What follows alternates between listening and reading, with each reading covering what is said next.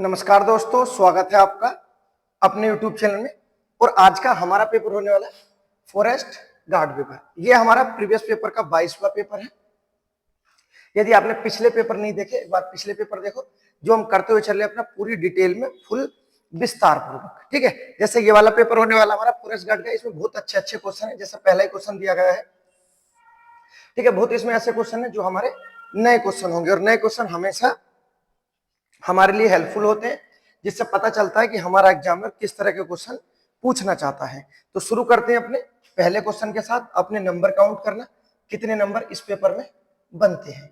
शुरू कर लेते हैं अपने पहले क्वेश्चन के साथ। जो हमारा पहला क्वेश्चन दिया गया है,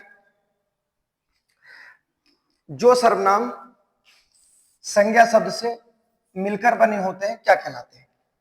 जिन सर्वनामों का निर्माण संज्ञा से होता है उसे क्या कहते हैं? तो ऐसे सर्वनाम जिनका निर्माण संज्ञा से होता है उसे कहते हैं संयुक्त सर्वनाम। और आपको याद रखना है कि संयुक्त सर्वनाम को हम सर्वनाम के न प्रकार में शामिल करते हैं और ना ही संख्या में शामिल करते हैं। जबकि क्वेश्चन पूछा जाता है सर्वनाम की संख्या कितनी होती है,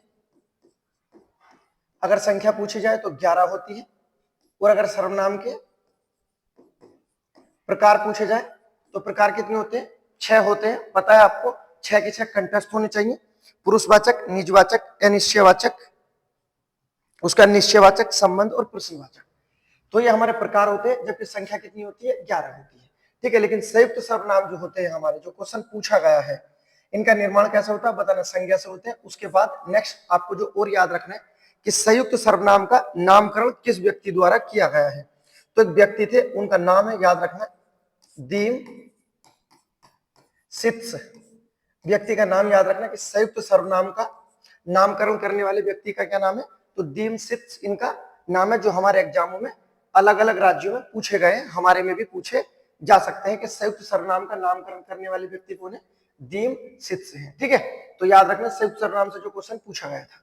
क्वेश्चन देख लेते हैं दूसरा जो हमारा दिया गया है। क्वेश्चन दूसरा क्या है? शब्द दे दिया गया है, अनुचित शब्द क्या है? क्या संज्ञा है, विशेषण है, अव्यय है या प्रविशेषण है? अनुचित शब्द क्या है? तो आपको बताना कि अनुचित शब्द जो है हमारा, ये गुण वाचक विशेषण है। ठीक है, कैसा विशेषण है? गुणवाचक विशेषण है। तो ऑप्शन नंबर बी हमारा आंसर हो जाएगा। विशेषण के बारे में जो आपको याद रखना है कि विशेषण के कितने भेद होते हैं, तो बताना विशेषण के 4 भेद होते हैं। कितने भेद होते हैं? 4 भेद होते हैं। पहला, जो सबसे पहला होता है गुणवाचक, दूसरा संख्यावाचक, तीसरा परिमाणवाचक, और चौथा सार्वनामिक या संकेतवाचक। ठीक है, तो भेद याद रखना विशेषण के कितने भेद होते हैं। उसके बाद नेक्स्ट अगर पूछा जाए विशेषण की अवस्था कितनी होती है,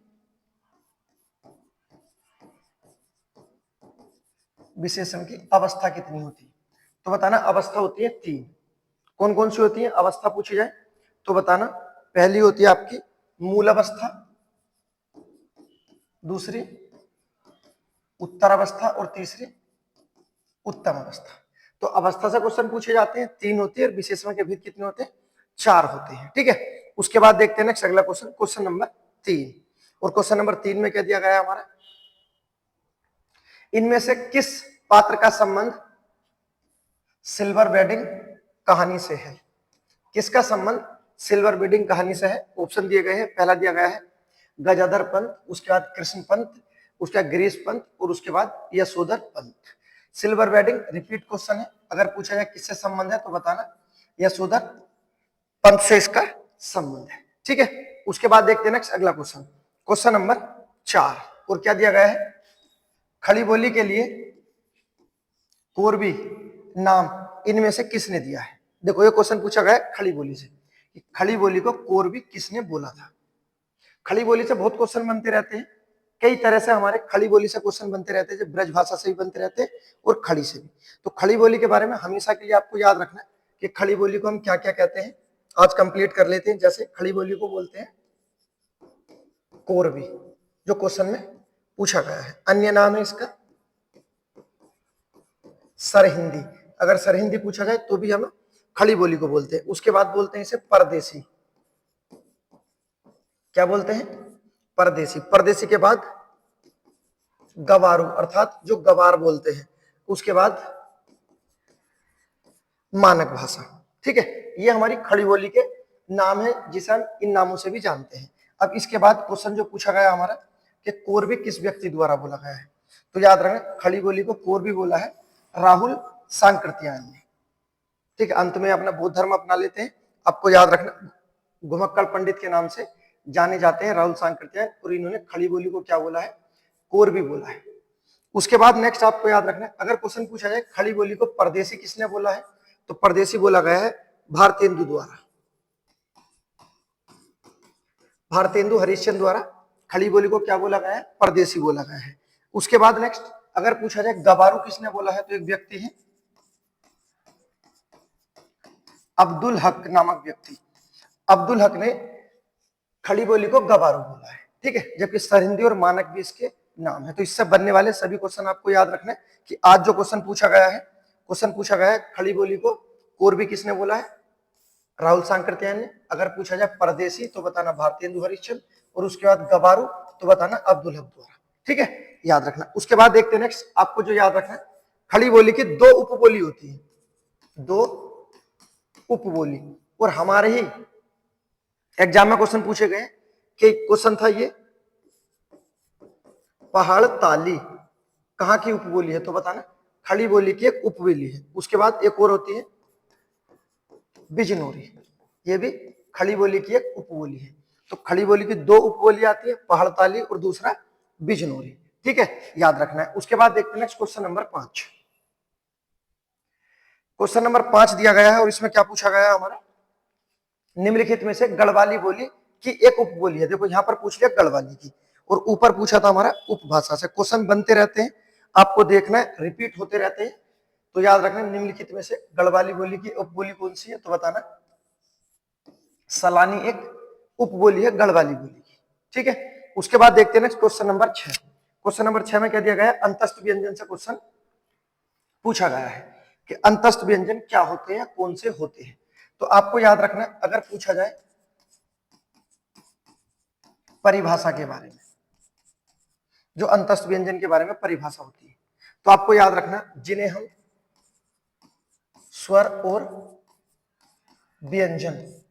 और व्यंजन दोनों में काउंट करें उसे क्या कहते हैं, तो बताना सर उसे कहते हैं अंतस्थ व्यंजन। ये परिभाषा याद रखना। इससे अलग और जो पूछा जाता है कि अंतस्थ व्यंजन का उच्चारण कहाँ होता है, तो बताना अंतस्थ व्यंजन का उच्चारण स्पर्श व्यंजन के तो बाद होता है, लेकिन ऊष्म संघर्षी व्यंजन से पहले होता है। ये दोनों बातें बोली हैं, आपको याद रखना, हमारे एग्जाम में पूछी गई हैं। अब बात कर लेते हैं जो हमारे अंतस्थ व्यंजन होते हैं, कितने होते हैं, तो अंतस्थ व्यंजन हमारे 4 हैं। ऑप्शन नंबर डी में दिए गए हैं। कौन कौन से हैं, ये, रे, ले और वे। ये इनका क्रम भी होता है, आपको क्रम से ही याद रखने हैं। ये जो दोनों हैं हमारे पहला और अंतिम, इसे बोलते हैं हम अर्धस्वर। अर्धस्वर, तो देखो स्वर में भी काउंट हो गए, तो अर्धस्वर बोले जाते हैं पहले और लास्ट वाले। उसके बाद नेक्स्ट जो आपको याद रखना, जो हमारा रे होता है, इसे बोलते हैं हम लुंठित, अर्थात जिसे बोलते समय हमारी जबान लुढ़क जाती है, इसे बोलते हैं लुंठित। ठीक है, अन्य नाम भी आता है इसका कंपन जात, लुंठित या कंपन जात। ठीक है, उसके बाद नेक्स्ट लय के बारे में भी याद रखना। लय को क्या बोलते हैं, लय को बोलते हैं पार्श्विक व्यंजन। पार्श्विक व्यंजन अर्थात जिसका उच्चारण करते समय मुंह खुले का खुला रह जाए, जैसे लय बोलेंगे मुंह खुला का खुला ही रह जाता है। ठीक है, तो याद रखना तीनों के बारे में, चारों के बारे में। ये दोनों शुरू के पहला और अंतिम अर्धस्वर है, रे हमारा लुंठित है और लय हमारा पार्श्विक है। बात कर लेते हैं इनके उच्चारण के आधार पर कि इनका उच्चारण किस आधार से होता है। तो उच्चारण के आधार पर इन्हें याद रखना क्या क्या बोलते हैं। जो हमारा यह होता है इसे बोलते हैं हम तालु, इसका उच्चारण करते हैं। रे का उच्चारण करते हैं हम दंत से, ले का भी दंत से ही करते हैं। बात कर लेते हैं बे, बे का जो उच्चारण करते हैं हम किससे करते हैं, दंत ओष्ठ से करते हैं। ठीक है, ये हमारे अंतस्थ व्यंजन के बारे में। तो जो परिभाषा आपको बताई है ये आपको याद रखना है। वर्णमाला बिल्कुल कंठस्थ होनी अनिवार्य है। हिंदी के 100 में से 100 नंबर आएंगे, पूरा परसेंटेज होगा आपका ठीक है, बशर्ते ये होगा कि हिंदी आपकी कंठस्थ हो, एक एक पॉइंट अपना क्लियर होता चला जाए। क्वेश्चन नंबर 7 दिया गया है, इसका आंसर बताओ क्या होगा। क्वेश्चन नंबर 7 का इसमें पूछा गया है ईख का तत्सम बताना है, कौन सा होगा ये बताओ। ऑप्शन नंबर ए या बी में से इसमें से ही होना है, ये फिक्स है, कौन सा वाला होगा। क्या बड़ी मात्रा आएगी ई पर या नहीं आएगी, तो ईख का क्या होगा बताना। ऑप्शन नंबर ए हो जाएगा हमारा छोटी वाला, ठीक है। इक्षु होता है ईख का। क्वेश्चन नंबर 8 दिया गया है, जो पूछा गया है हमारा वर्तनी के आधार पर। वो वर्तनी क्या बतानी है हमें, अशुद्ध बतानी है। कौन सा शब्द है जो हमारा अशुद्ध दिया गया है। पहले लिखा है भास्कर, आप देख सकते हो, क्या इसमें ये वाला से आएगा, आएगा तो आप बताओ जो भी आपको लग रहा है। द्वारका, प्रज्वलित और उसके बाद कृशांगनी, कौन सा शुद्ध अशुद्ध हमारा दिया गया है। तो आपको याद रखना भास्कर शब्द हमारा बिल्कुल शुद्ध है, द्वारका भी शुद्ध है, प्रज्वलित भी शुद्ध है, तो अब अशुद्ध कौन सा हुआ, कृशांगनी, ये हमारा अशुद्ध है। इसमें होगा क्या, इसमें चंद्र बिंदी नहीं आएगी, सिर्फ बिंदी आएगी, ठीक है। तो ऑप्शन नंबर सी हमारा आंसर हो जाएगा। भास्कर शुद्ध लिखा है, कुछ जबकि भास्कर को गलत लिखते हैं। क्वेश्चन नंबर 9 देखते हैं जो हमारा दिया गया है, और इसमें क्या पूछा गया, निम्नलिखित में से तद्भव और तत्सम शब्द रूप के लिए एक गलत युग्म कौन सा है। एक गलत छाटना है, अर्थात 3 सही है, एक गलत है। पहले दिया गया है जैसे सेठ होता है, श्रेष्ठी बोलते हैं, तो पहला वाला हमारा शुद्ध दिया गया है, कोई परेशानी इसमें नहीं है। उसके बाद दूसरा टकसाल, टंकसाल होती है, ये भी सही दिया गया है। उसके बाद कटहल जो होता है हमारा फल, उसे कंठफल बोलते हैं, ये भी बिल्कुल सही है। तो उसके बाद ऑप्शन नंबर सी हमारा यही बचा है, यही हमारा आंसर हो जाएगा, ठीक है। तो कौन सा जोड़ा हमारा गलत है, तो बताना ऑप्शन नंबर सी हमारा गलत है। आप देखो हमारे एक ही एग्जाम में दोनों क्वेश्चन लगातार तत्सम तद्भव से पूछ लिए गए हैं। अगला क्वेश्चन देखो कितना अच्छा क्वेश्चन है, नया क्वेश्चन पूछा गया है। क्या पूछा गया है, प्रविशेषण। पहले तो याद रखना प्रविशेषण होते क्या है, ऐसे शब्द जो विशेषण की विशेषता बताएं, क्या कहलाते हैं, प्रविशेषण कहलाते हैं।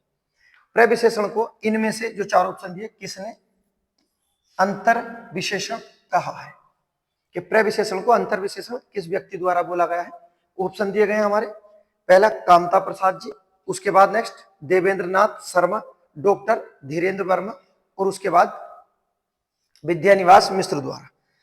किसके द्वारा प्रविशेषण को अंतर विशेषण बोला गया है, तो ये बोला गया है हमारे ऑप्शन नंबर ए द्वारा, पंडित कामता प्रसाद द्वारा बोला गया है। पंडित कामता प्रसाद द्वारा आपको और चीज याद रखनी है कि इन्होंने हमारे ब्राह्म चिन्हों की संख्या कितनी बताई है, तो बताना इन्होंने ब्राह्म चिन्हों की संख्या बताई थी 20, ठीक है। हमारे जो ब्राह्म चिन्ह होते हैं 20 होते हैं, किसके आधार पर होते हैं, तो बताना इन्हीं के आधार पर होते हैं, कामता प्रसाद गुरु द्वारा। अन्य चीजें जो आपको याद रखनी, और आप स्क्रीनशॉट ले लेना कि कामता प्रसाद गुरु द्वारा हमारी वर्णमाला में कितने वर्ण बताए गए हैं, तो इन्होंने हमारी वर्णमाला में 44 वर्ण बताए हैं, किसके आधार पर, कामता प्रसाद गुरु द्वारा, ठीक। और इन्होंने प्रविशेषण को क्या बोला, अंतर विशेषण, और ब्राह्म चिन्हों की संख्या कितनी बताई है 20।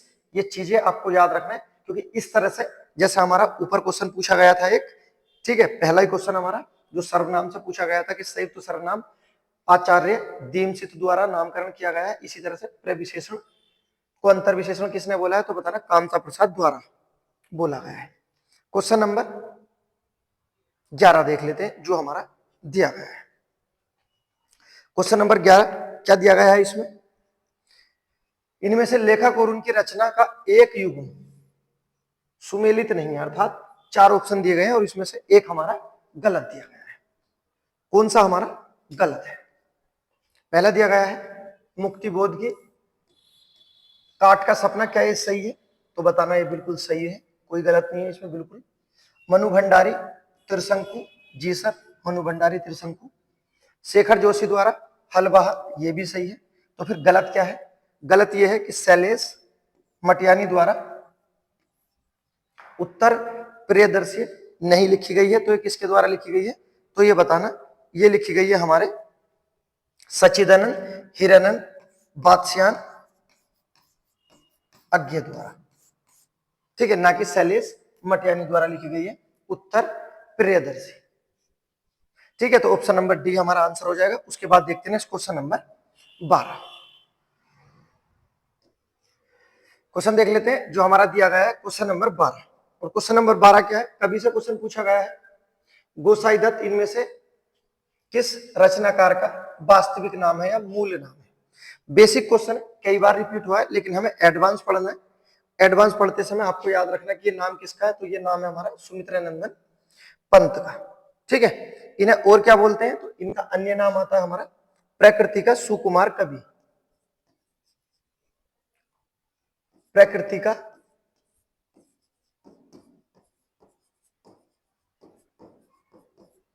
सुकुमार कवि बोला गया है किसे, तो बताना सुमित्रानंदन पंत को। बात कर लेते हैं इनके जन्म की।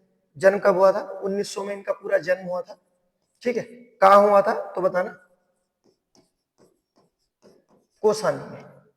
जबकि मृत्यु की बात कर लेते हैं, 1977 इलाहाबाद में इनकी मृत्यु हो जाती है। तो मृत्यु याद रखना कहां हुई थी, इलाहाबाद में। उसके बाद नेक्स्ट जो आपको याद रखना है इनके बारे में, सुमित्रानंदन पंत के बारे में, इन्हें साहित्य अकादमी पुरस्कार भी मिला है।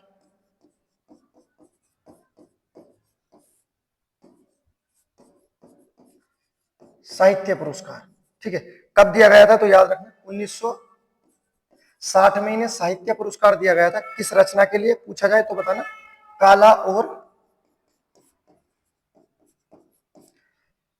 और बूढ़ा चांद, ठीक है। याद रखना कौन सा पुरस्कार, काला और बूढ़ा चांद के लिए इन्हें कौन सा पुरस्कार दिया गया था, साहित्य पुरस्कार। लेकिन इससे भी बड़ी प्रसिद्धि इनके पास क्या है कि इन्हें 1968 में हिंदी साहित्य का सबसे बड़ा पुरस्कार ज्ञानपीठ पुरस्कार दिया गया था। किस रचना के लिए दिया गया था, तो याद रखना चिदम्बरा के लिए। किसके लिए दिया गया है, चिदम्बरा के लिए। तो दोनों पुरस्कार मिले हैं, ठीक है।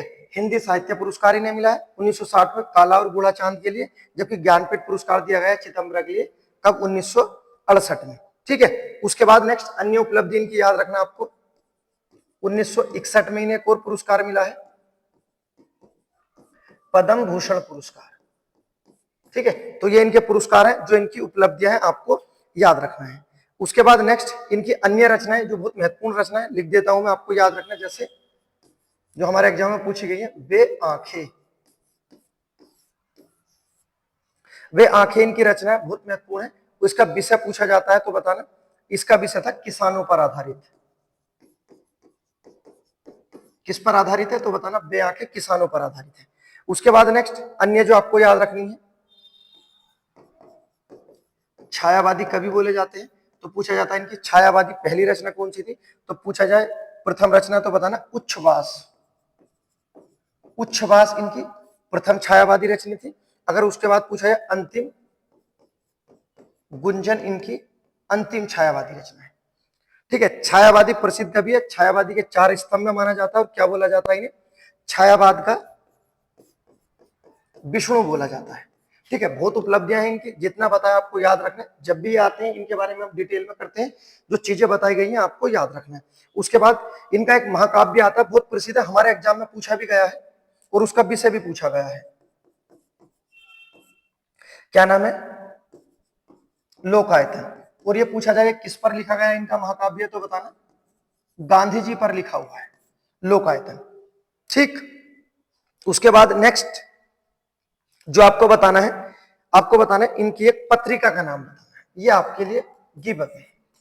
इतनी चीजें बताइए, ये हम सारे कभी अपना कंप्लीट कर चुके हैं। उसके बाद देखते हैं नेक्स्ट अगला पॉइंट जो हमारा दिया गया है, तो नाम किसका था, गोसाई दत्त या गूसो किसका नाम है, सुमित्रानंदन पंत का नाम है। क्वेश्चन नंबर 13 देखते हैं और क्या दिया गया है। इसमें पूछा गया है कबूतर के पर्यायवाची शब्द नहीं है। कौन सा शब्द है जो हमारा कबूतर का पर्यायवाची शब्द नहीं है।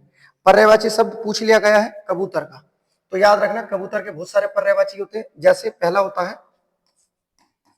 पारावत, और पा से ही बनेगा परेवा, परेवा, परेवा और पारावत। उसके बाद नेक्स्ट आपको याद रखना है रक्त लोचन, ठीक है।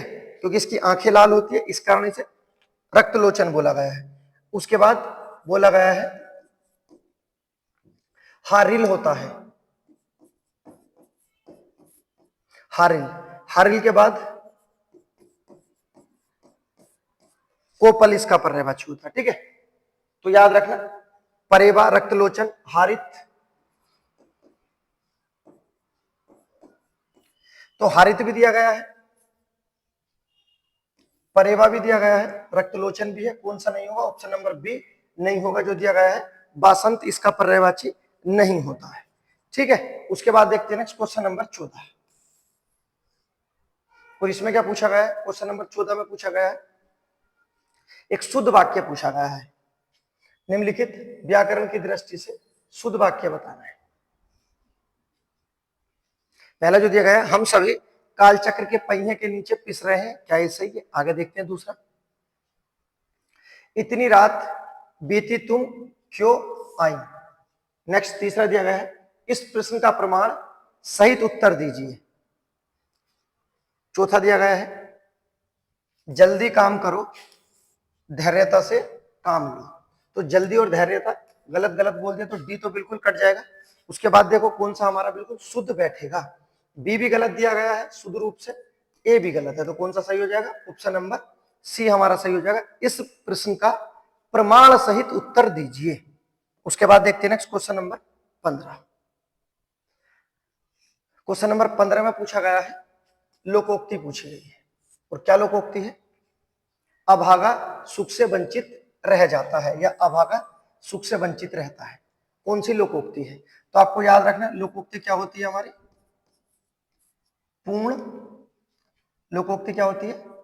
पूर्ण वाक्य होती है, ठीक है। उसके बाद लोकोक्ति का जन्म कहां हुआ? तो बताना, लोकोक्ति का जन्म संस्कृत में हुआ। जितनी भी लोकोक्ति होती है सब हमारी संस्कृत की होती है। अब बात कर लेते हैं जो हमारा आंसर होगा, अभागा सुख से वंचित रह जाता है। इसमें पहला क्या है? अंधा पीसे कुत्ते खाएं, क्या सही है? उसके बाद नेक्स्ट, अंधा बगुला कीचड़ खाए, क्या ये सही है? अंधेरी नगरी चौपट राजा, कोयले की दलाली में मुंह काला। तो इसका जो आंसर हो जाएगा, अभागा सुख से वंचित रहता है, अर्थात अंधा बगुला कीचड़ खाए। ऑप्शन नंबर बी हमारा आंसर हो जाएगा। क्वेश्चन नंबर देखते हैं जो हमारा दिया गया है, पत्र लेखन से क्वेश्चन पूछा गया है, क्वेश्चन नंबर 16 जो हमारा दिया गया है। और क्या दिया गया है इसमें? राजपत्र में प्रकाशित होने वाली सूचना जो वैधानिक दृष्टि से सर्वमान्य एवं सर्वस्वीकृत समझी जाती है, क्या कहलाती है? राजपत्र से प्रकाशित होने वाली सूचना जो वैधानिक दृष्टि से सर्वमान्य और सब स्वीकृत समझी जाती है, क्या कहलाती है? पहला दिया गया परिपत्र, उसके बाद विज्ञापन, प्रेस विज्ञप्ति या विज्ञप्ति। तो क्या कहलाता है बताना? परिपत्र कहलाता है। जो हमारी सूचना कहां से? राजपत्र से प्रकाशित होती है, क्या कहलाती है? परिपत्र कहलाती है। इसे अन्य नाम गस्ती पत्र भी इसे बोलते हैं। क्वेश्चन नंबर 17 देखते हैं, यूनाइटेड न्यूज ऑफ इंडिया समूह ने 1982 में हिंदी में समाचार के लिए इनमें से किस समाचार एजेंसी की स्थापना की थी? किसके द्वारा? यूनाइटेड न्यूज ऑफ इंडिया समूह द्वारा 1982 में हिंदी समाचार के लिए किस एक एजेंसी की स्थापना की थी? चार नाम दिए गए हैं। पहला हिंदुस्तान समाचार, भाषा, समाचार भारती या यूनिवार्ता। तो आपको याद रखना है, ऑप्शन नंबर डी हमारा आंसर हो जाएगा। किसकी स्थापना की थी? यूनाइटेड न्यूज ऑफ इंडिया समूह ने। तो बताना यूनिवार्ता की कब की थी? तो बताना 1982। उसके बाद देखते हैं next question number 18। Question number 18 में क्या दिया गया है? ब्लोम शब्द की दृष्टि से एक अशुद्ध युग्म छांटना है, अर्थात चार ऑप्शन में कौन सा हमारा गलत है, बाकी तीन हमारे सही होंगे। पहला दिया गया है प्राची, प्रतिची, ये सही लिखा है। उसके बाद नेक्स्ट समास, व्यास, ये भी सही है। मृषण, रुक्ष, ये भी सही है। ऑप्शन नंबर डी हमारा गलत हो जाएगा, यही हमारा अशुद्ध दिया गया है, ठीक है। अब ये आपने देखा होगा इसी पेपर में जब हम सोल्व कर रहे थे तो हमारे तत्सम तत्व में भी चार पूछे गए थे और उसमें एक अशुद्ध था। ब्लोम शब्द में भी एक हमारा अशुद्ध पूछा गया है। उसके बाद देखते हैं क्वेश्चन नंबर 19। और इसमें क्या दिया गया, इनमें अनेकार्थी शब्द दल का एक अर्थ नहीं होगा, कौन सा है? अनेकार्थी शब्द बताना है, दल का कौन सा नहीं होता? दल। पहले दिया गया पर्थ, उसका सेना, गर्त या निकर। अब आपको अगर अर्थ का पता होगा तो आप कर सकते हो, और नहीं पता होगा तो गलत हो जाएगा। मैं आपको बता देता हूं, ऑप्शन नंबर बी हमारा आंसर हो जाएगा। दल का एक अनेकार्थी शब्द नहीं होता, कौन सा नहीं होता? तो गर्त नहीं होता। क्वेश्चन नंबर 20, अच्छा क्वेश्चन दिया है, एक अच्छे लेवल का क्वेश्चन है। इसमें क्या पूछा है? नागरी लिपि। नागरी लिपि को और क्या कहते हैं? कभी आप कंफ्यूज हो जाओ, इसे ही बोलते हैं देवनागरी लिपि। देवनागरी लिपि, ठीक है। तो देवनागरी लिपि या नागरी लिपि में मात्राओं में सुधार लाने की दृष्टि से, जो हम मात्रा लिखते थे हम अपनी, क्योंकि मात्रा हमारी किसकी होती है? हमेशा मात्रा स्वरों की होती है, व्यंजन की तो कोई मात्रा नहीं होती, सब मात्रा स्वरों की होती है। तो वही क्वेश्चन पूछा गया है। देवनागरी लिपि में मात्राओं में सुधार लाने की दृष्टि से जो हमारी 12 कड़ी थी, चलाने का प्रस्ताव इनमें से किसके द्वारा दिया गया था? तो आपको ये याद रखना है, जो हमारी मात्राओं को सुधार करने के लिए 12 कड़ी चलाई गई थी, इसे चलाने वाले व्यक्ति का नाम पूछ लिया गया है। और इसी तरह से नाम पूछने से तीसरा क्वेश्चन है, सर्वनाम से भी था एक, प्रविशेषण के बारे में था, और अभी आया है कि 12 कड़ी। तो आपको याद रखना क्वेश्चन मात्राओं के बारे में। मात्रा हमेशा किसकी होती है? तो मात्रा हमेशा स्वरों की होती है, ठीक है। अगर पूछा जाए 12 कड़ी चलाने का प्रस्ताव किसके द्वारा दिया गया था, तो व्यक्ति का नाम याद रखना, काका कालेलकर द्वारा नाम दिया गया था। उसके बाद नेक्स्ट आपको जो याद रखना है, 12 कड़ी में कौन सी मात्रा शामिल नहीं की जाती? तो आपको बताना, री वाली मात्रा 12 कड़ी में शामिल नहीं की जाती है। और इसी तरह से क्वेश्चन पूछा जाता है कि निम्नलिखित में से 12 कड़ी में कौन सी मात्रा नहीं आती? तो बताना री इसमें शामिल नहीं की जाती है। सही है, क्लियर? एक एक पॉइंट को हमने क्या विस्तार पूर्वक किया। उसके बाद मिलते एक और प्रैक्टिस सेट के बाद साथ, तब तक के लिए गुड बाय।